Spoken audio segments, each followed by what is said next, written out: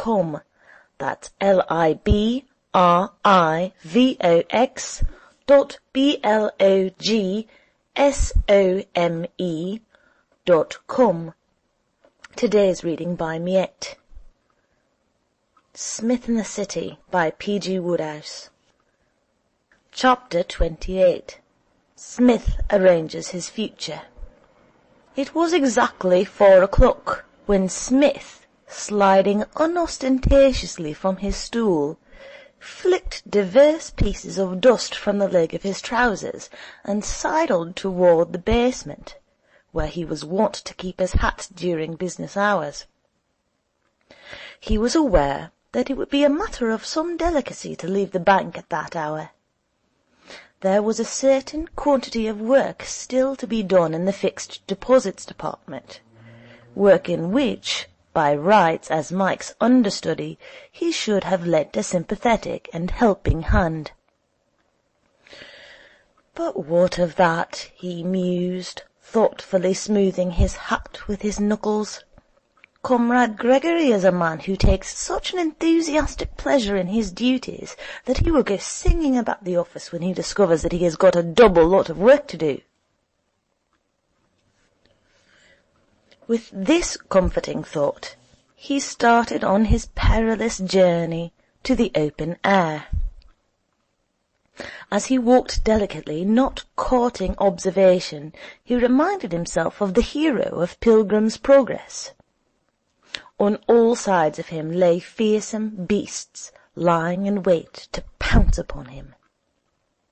At any moment, Mr. Gregory's hoarse roar might shatter the comparative stillness, or the sinister note of Mr. Bickersdyke make itself heard. "However," said Smith philosophically, "these are life's trials, and must be borne patiently." A roundabout route, via the postage and inward bills departments, took him to the swing doors. It was here that the danger became acute. The doors were well within view of the fixed deposits department, and Mr. Gregory had an eye compared with which that of an eagle was more or less bleared. Smith sauntered to the door and pushed it open in a gingerly manner. As he did so, a bellow rang through the office, causing a timid customer who had come in to arrange about an overdraft to lose his nerve completely and postpone his business till the following afternoon. Smith looked up. Mr. Gregory was leaning over the barrier which divided his lair from the outer world, and gesticulating violently. "Where are you going?" roared the head of the fixed deposits. Smith did not reply. With a benevolent smile and a gesture intended to signify all would come right in the future, he slid through the swing doors and began to move down the street at a somewhat swifter pace than was his habit. Once round the corner, he slackened his speed. "This can't go on," he said to himself. "This life of commerce is too great a strain. One is practically a hunted hare. Either the heads of my department must refrain from view-halloos when they observe me going for a stroll, or I abandon commerce for some less exacting walk in life." He removed his hat and allowed the cool breeze to play upon his forehead. The episode had been disturbing. He was to meet his father at the mansion house.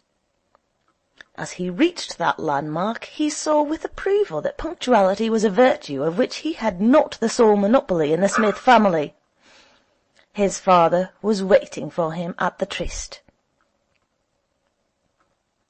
"Certainly, my boy," said Mr. Smith senior, all activity in a moment, when Smith had suggested going to Lord's. "Excellent! We must be getting on. We must not miss a moment of the match. Bless my soul, I haven't seen a first-class match this season. Where's a cab? Hi, cabby! No, that one's got someone in it. There's another. Hi! Here, lunatic! Are you blind? God, he's seen us. That's right, here he comes. Lord's cricket ground, cabby, as quick as you can. Jump in, Rupert, my boy, jump in. Psmith rarely jumped. He entered the cab with something of the stateliness of an old Roman emperor boarding his chariot, and settled himself comfortably in his seat. Mr. Psmith dived in like a rabbit. A vendor of newspapers came to the cab thrusting an evening paper into the interior. Psmith bought it. "Let's see how they're getting on," he said, opening the paper. "Where are we? Lunch scores. Lords. Aha! Comrade Jackson is in form." "Jackson," said Mr. Psmith. "Is that the same youngster you brought home last summer? The batsman?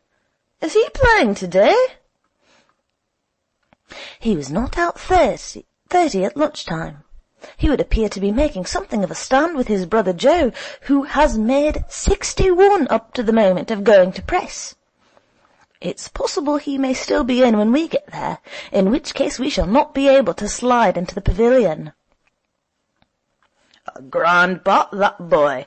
I said so last summer. Better than any of his brothers. He's in the bank with you, isn't he?" "He was this morning. I doubt, however, whether he can be said to be still in that position." "Eh? What? How's that?"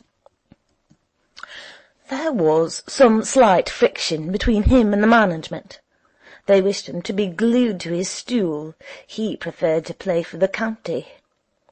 I think we may say that Comrade Jackson has secured the order of the boot." "What do you mean to say?" Psmith related briefly the history of Mike's departure. Mr. Psmith listened with interest. "Well," he said at last, "hang me if I blame the boy. It's a sin cooping up a fellow who can bat like that in a bank. I should have done the same myself in his place." Psmith smoothed his waistcoat.